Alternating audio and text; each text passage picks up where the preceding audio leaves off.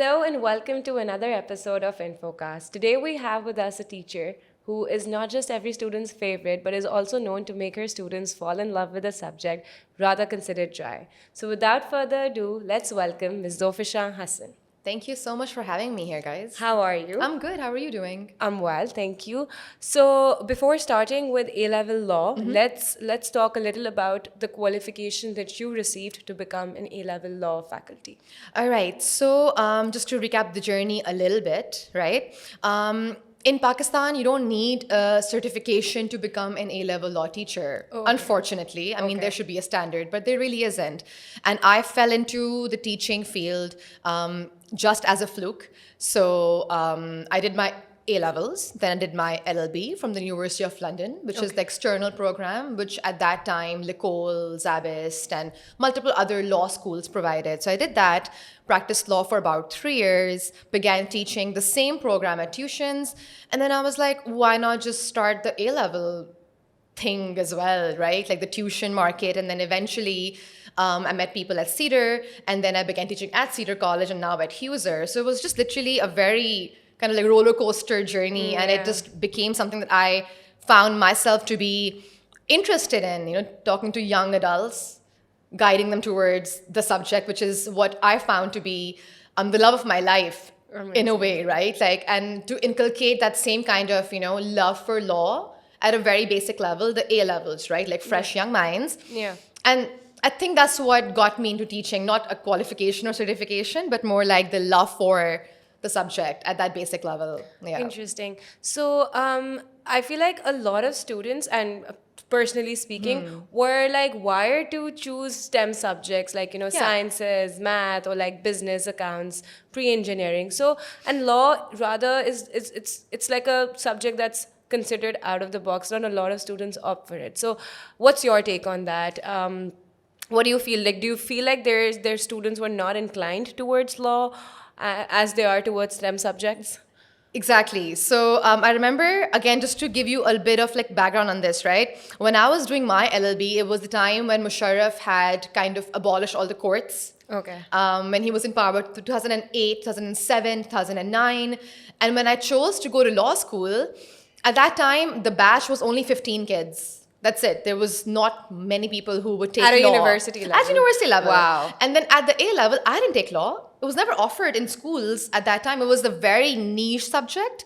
5 bache lete the, or 6 kids would take it. Not many would even bother with it, right? And you were made fun of that, oh, tum to kala coat pehen ke bahar nikal ke, you'll be breaking things on the road and everything. And I'm like, that's not really what lawyers do. I mean, they do that also, but they don't just do that, right? Yeah. You can do so much more with law. So think about law as like an HR department of a company. Okay. Right? Every organization needs one. For a sure. tax consultant, HR consultant, and a legal consultant. So Yeah. it's a field that you can even, let's say, be, like, say, a hospital, right? Or a research lab. You will still need your legal background to be covered. Yeah. So people, I think, began to realize that a little bit, that the scope over here, it needs to increase. And I feel that young people who were younger than me or older than me, and my age also, they began to kind of get into the field. And a lot of people would see that and follow through. So I would say, yes, STEM subjects are super important because your world is built on those building blocks. Yeah. At the same time, other fields like law, for example, only provide that support because the world works on rules. For sure. So I feel like it's, I would say, equally, if not, a bit more important, because you can't do your job if your legal background is not really covered properly. Yeah. You don't want to get into trouble, right? Or against the law or for the law.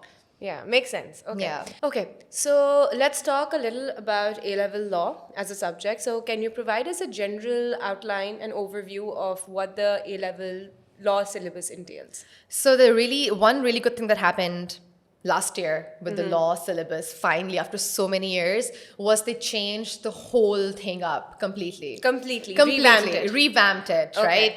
right? Some parts they've reserved and retained in terms of the syllabus content, but they've introduced a whole section, a whole paper on criminal law for the first time after 12, 15 years, right? Okay. So I also feel like law is a stepchild, because That's one way to put yeah, it. yeah, because it wasn't really revised. It was the same thing over and over again. And I guess really, dry for people to kind of study and also to teach. Yeah. So today, as of last year, the paper pattern is P1, P2, P3, P4, which is P1 and P2 is AS. P3, P4 is A2. Okay. All papers are 1 hour, 30 minutes long. Okay. So it's not like a 3-hour exam or a 2-hour exam. It's just same, 1 hour, 30 minutes. Decent timing. Yeah, same thing.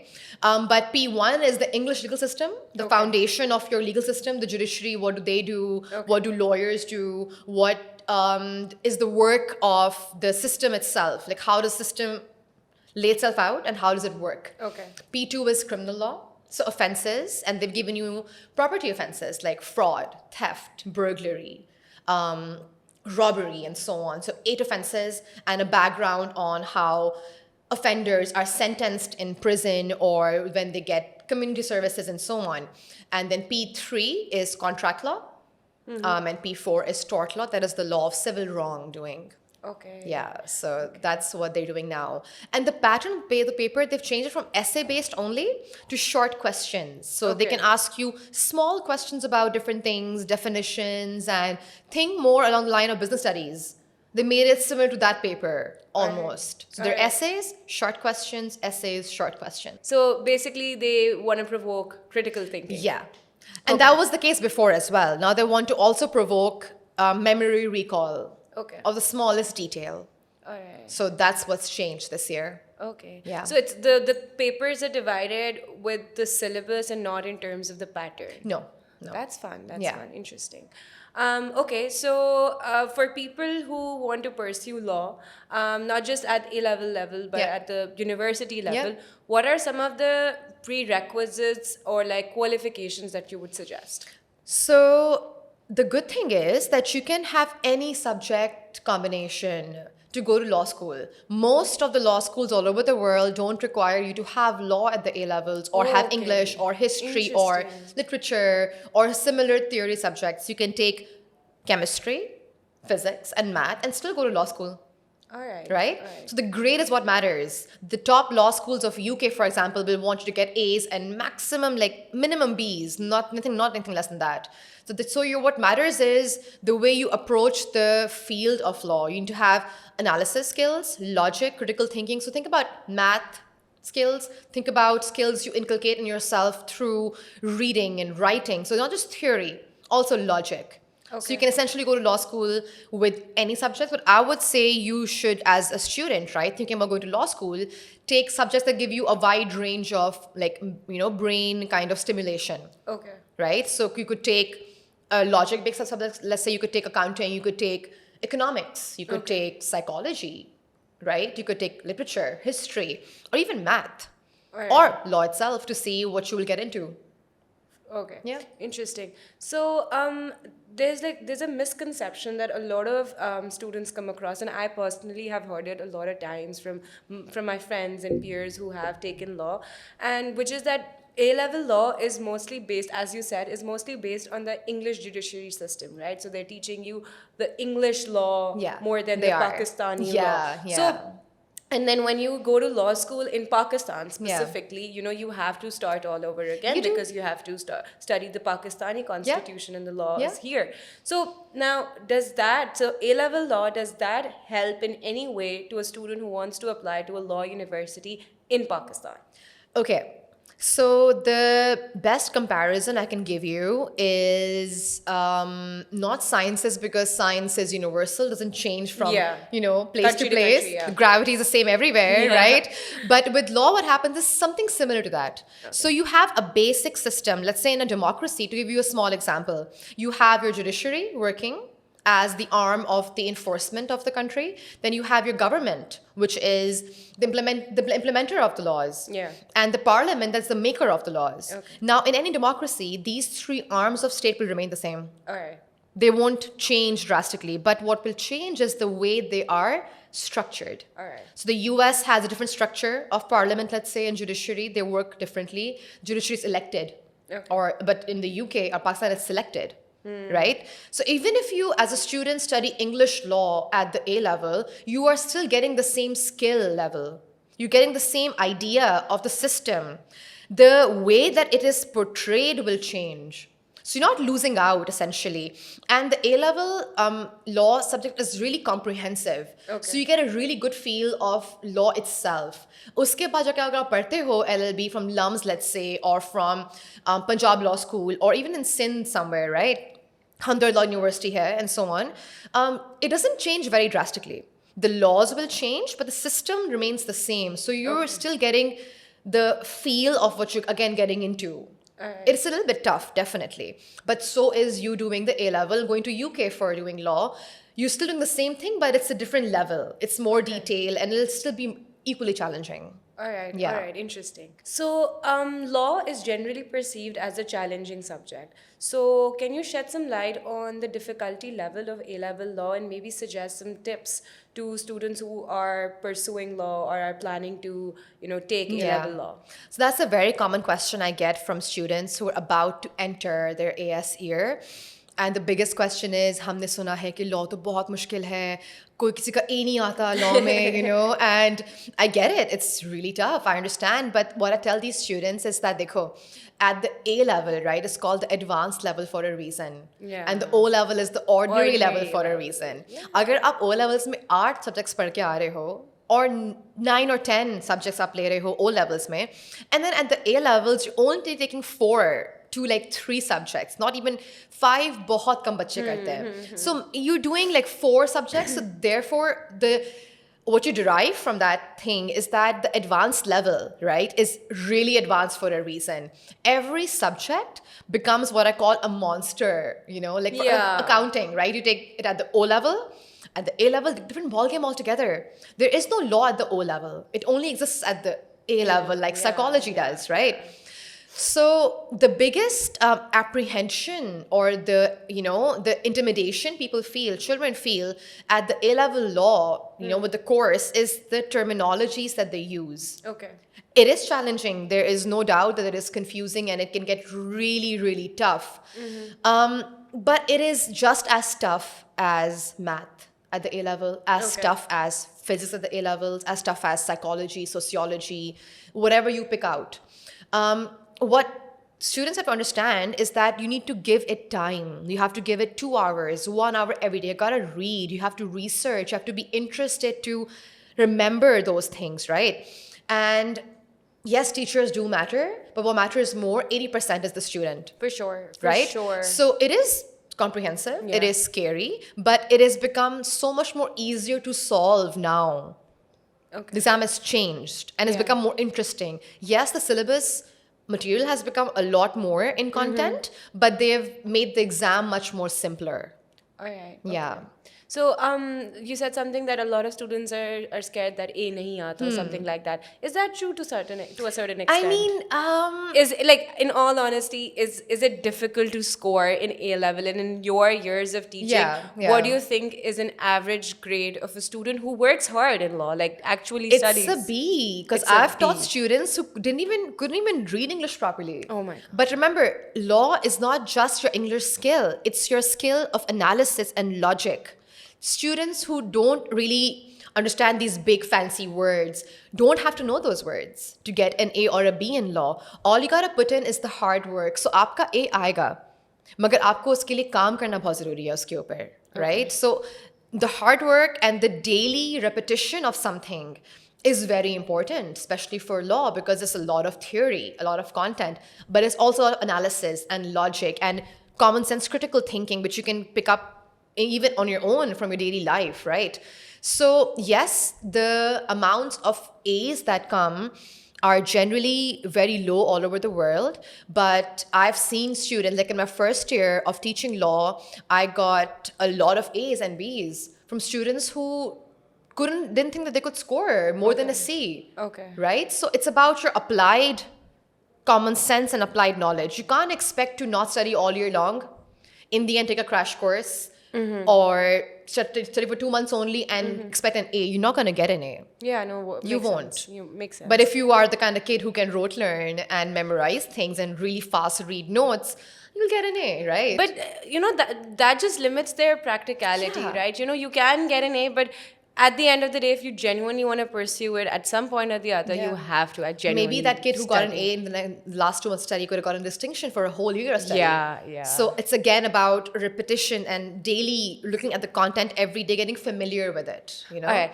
Yeah. Okay. So a lot of students they would just go for law. They would opt for A-level law because they're interested in it. It's something that's out of the box, something that they haven't studied all their life, or it just can be because they've binged watched Suits or like How to Get Away with Murder. Because I've watched it, and God knows how much I wanted to become a lawyer. Yeah. So do you think that a student who doesn't plan on pursuing law can take A-level law just because they're passionate and they just want to explore what the subject is? Definitely. Why not? Because see, forget about university or your career in law. Keeping that aside, anybody living in any kind of jurisdiction, like a legal area, like you and I, for example, you're living in this country, you're living in Karachi, wouldn't you want to know about what your rights are and what you can or cannot do? For example, driving a car on the road. Somebody stops you, an officer of the police stops you, and they ask you questions or they want to check your car. Shouldn't you know when to say yes or no?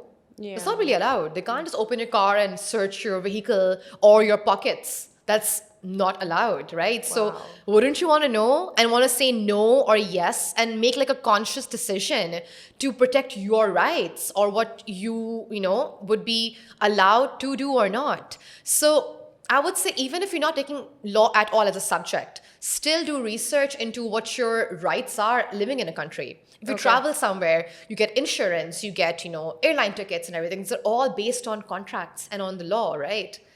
And especially if you remember, I'm not sure if you watched Black Mirror, the recent episode. I did. Joan is awful, right? The terms and conditions. Yeah. Nobody reads that.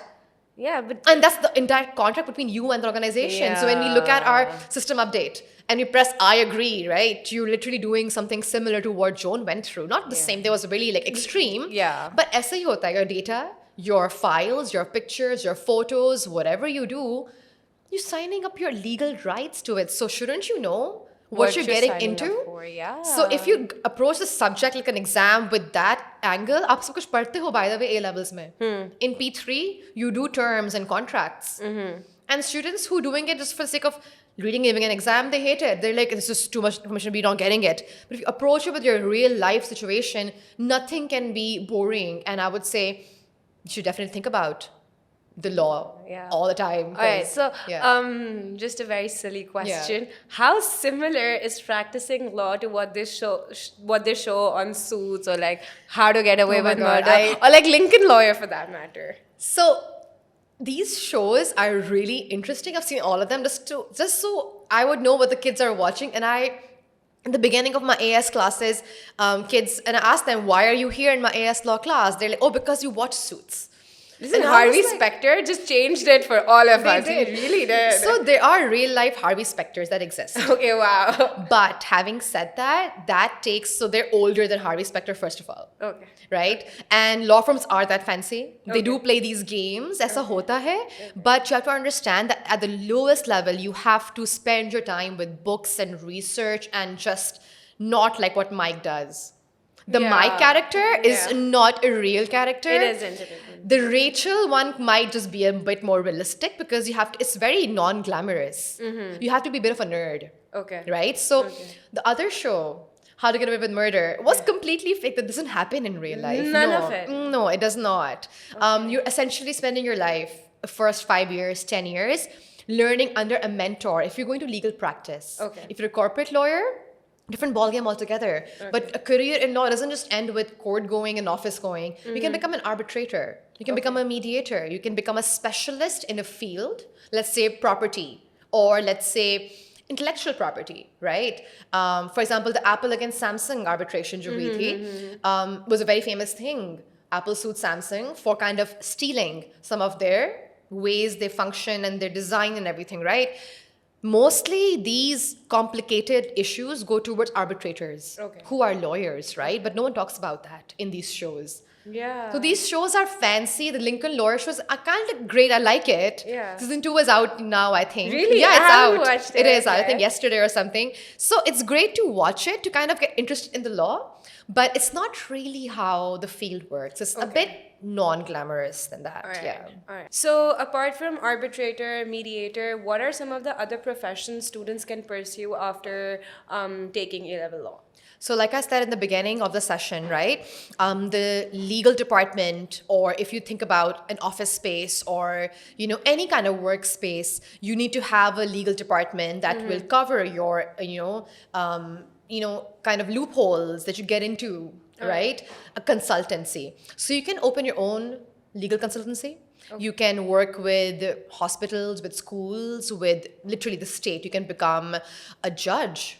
So in Pakistan, for example, after doing your LLB, you can give a few exams and you can apply to become a civil judge or a lay magistrate. Okay. Right? So that's a whole career that you can get into, the judiciary. And you have corporate law, which is a very lucrative, huge field, from shipping law to tax law, property law, airline, ethics, right? Sports. Right? Yeah. So like, Legal. again, I tell my kids who watch football, you have these players signing contracts with different clubs. That's all the law, right? It's a contract.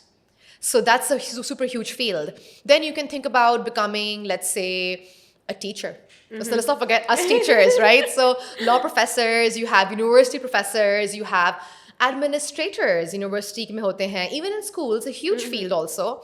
Then you can get into, let's say, the law practice itself. Yeah. So corporate, litigation, academia, research, college going, schools, then you have arbitration, consultancy, mediation, negotiation, conciliation. You also have a whole era and area of exploring just philosophy of law, like space ethics with the upcoming field of, space exploration. Wow. How does that work with morals and, how do human beings function as a society? Yeah. So it's a never-ending field, Yeah, and it's not limited to just one thing. There's No, it's so not. many things Yeah. one can do. Also, one last thing I want to add is a lot of female students ask me कि Pakistan में रहते हुए we shouldn't get into the field of litigation or court going क्योंकि बहुत, it's a bit of a man's world. Yeah. Well, my answer to that is anywhere in the world is a man's It's a world, man's right? world. You have to make your own You place. can't take that as an Yeah. excuse because, see, people will only make you feel something which you feel about yourself in the first place. Yeah. And today, you have so many different people going into the legal field, and there is no such thing as a woman, a young adult, a young woman cannot go into the legal practice. Of course you can. Yeah, of course. Definitely. And that's highly encouraged because the real change that comes in is with this. And also, you can think about a career in policy, parliaments and stuff, right? So you can become maybe a parliamentarian, you can become a policy maker, also a whole career in law. Wow. Interesting. Working with the state as a prosecutor, defense, like a public defense lawyer, or working with the prisoners and working with those reforms. So a whole area of judicial reforms, police reforms, prison reforms. Wow. It's a never-ending field, and I can go on about it forever. Yeah. There's so many things one can do.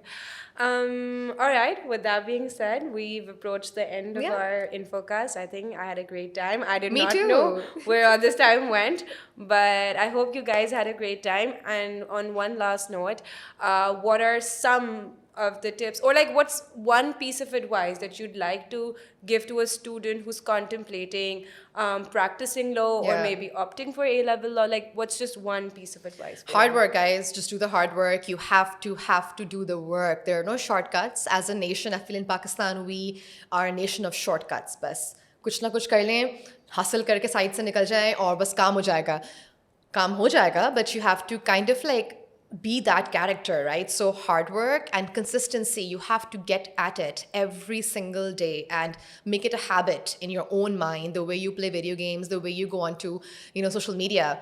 In the same way, do all those things. The same thing, make that into like your practice for academia and your own parhai essentially as well is very, very important. So hard work, consistency, and no shortcuts, basically. Yeah. All right. Thank you so much for watching, guys. See you guys soon with a new guest. Bye-bye.